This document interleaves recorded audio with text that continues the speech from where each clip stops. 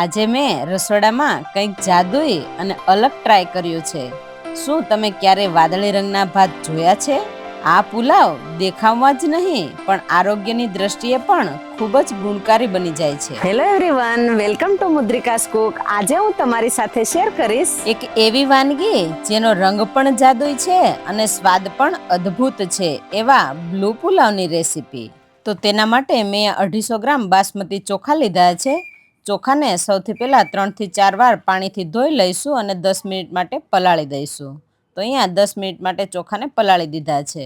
હવે મેં અહીંયા 25 નંગ જેટલા અપરાજિતાના ફૂલ લીધા છે.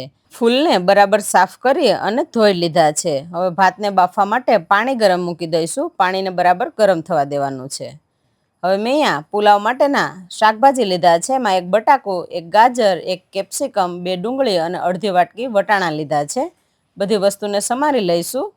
ભાતને બાફવા માટેનું પાણી ગરમ થઈ ગયું છે. પાણી બરાબર ગરમ થાય એટલે અપરાજિતાના ફૂલને ધોઈ અને બરાબર સાફ કરી અને ગરમ પાણીમાં ઉમેરી દેવાના છે. અહીંયા મેં તાજા ફૂલ લીધા છે. તમારે સૂકા ફૂલ લેવા હોય તો તમે સૂકા પણ લઈ શકો. હવે આ ફૂલનો બધો કલર પાણીની અંદર આવી જાય ત્યાં સુધી આપણે ફૂલને પાણીમાં જ રહેવા દેવાના છે. ધીમે ધીમે એનો કલર પાણીની અંદર આવતો જાય છે. હવે મેં અહીંયા સાથે 12 નંગ જેટલા સૂકા ફૂલ પણ લીધા છે, એ પણ ઉમેરી દઈશું. તમારી પાસે તાજા ફૂલ હોય તો તમે તાજા ફૂલ પણ વધારે ઉમેરી શકો અથવા તો સૂકા ફૂલ પણ ઉમેરી શકો. ફૂલમાંથી બધો કલર પાણીમાં આવી ગયો છે. હવે બધા ફૂલને આપણે નિતારી અને કાઢી લેવાના છે. આ અપરાજિતાના ફૂલ માત્ર સુંદર જ નથી પણ આયુર્વેદમાં તેને ખૂબ જ ગુણકારી ઔષધિ માનવામાં આવે છે. આ ફૂલમાં પુષ્કળ પ્રમાણમાં એન્ટીઓક્સિડન્ટ હોય છે જે રોગપ્રતિકારક શક્તિમાં વધારો કરે છે. આ ફૂલનું સેવન પાચન તંત્ર માટે સારું છે અને વજન ઘટાડવામાં પણ મદદરૂપ થાય છે. હવે આ પાણી બરાબર ઉકળી જાય એટલે પલાળેલા ભાત ઉમેરી દઈશું. ભાતને ધીમા ગેસે આપણે બફાવા દેવાના છે. ભાતની અંદર ધીમે ધીમે આ કલર આવતો જશે અને આ કલર કુદરતી કલર છે. આ અપરાજિતાના ફૂલનું સેવન મગજને શાંત રાખે છે, તણાવ ઘટાડે છે અને યાદશક્તિ વધારવામાં પણ મદદરૂપ થાય છે. એના અનેક ફાયદા છે. તો અહીંયા 15 થી 20 મિનિટ જેવું થઈ ગયું છે અને ભાત બફાઈ ગયા છે.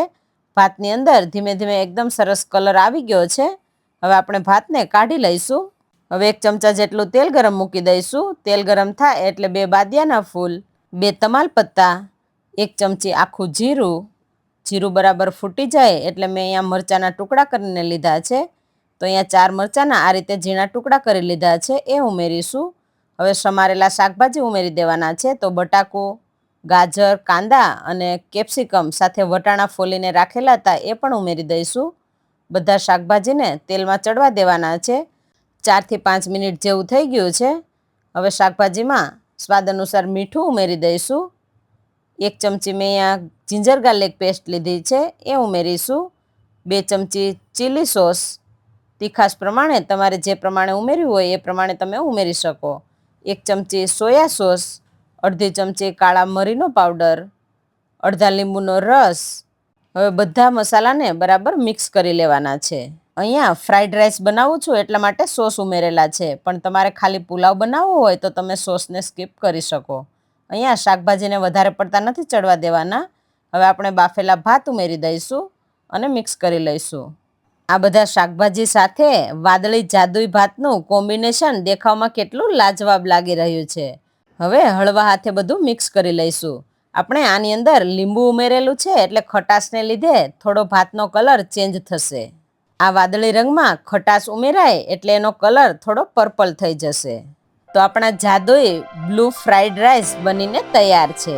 તમને અમારી આ રેસીપી પસંદ આવી હોય તો વિડીયોને લાઈક, શેર કરવાનું ના ભૂલતા અને આવી નવી નવી રેસીપી જોવા માટે અમારી ચેનલને સબસ્ક્રાઇબ કરવાનું ના ભૂલતા.